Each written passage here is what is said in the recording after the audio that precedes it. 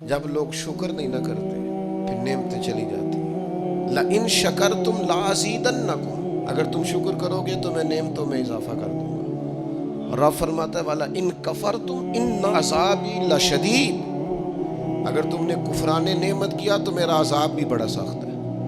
تو اس عذاب کا ایک معنی یہ بھی علماء نے کیا ہے کہ وہ نعمت تم سے چلی جائے گی اگر شکر نہیں کرو۔ کفران نعمت کرو گے، ناشکری کرو گے، وہ نعمت رخصت ہو جائے گی۔ بہت سارے لوگ ہیں قدر ہی نہیں کرتے۔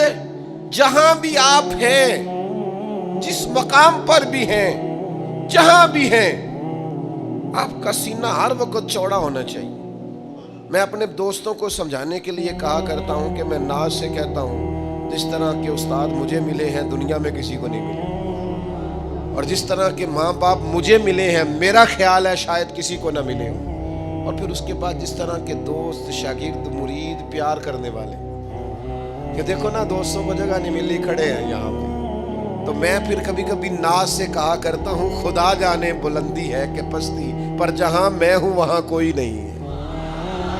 آپ جہاں ہیں، جس مقام پر ہیں، آپ کی طبیعت شکر کے اندر ڈھلی ہوئی ہو، نہ قدری اور نہ شکری یہ زوال نعمت کا باعث بنتی۔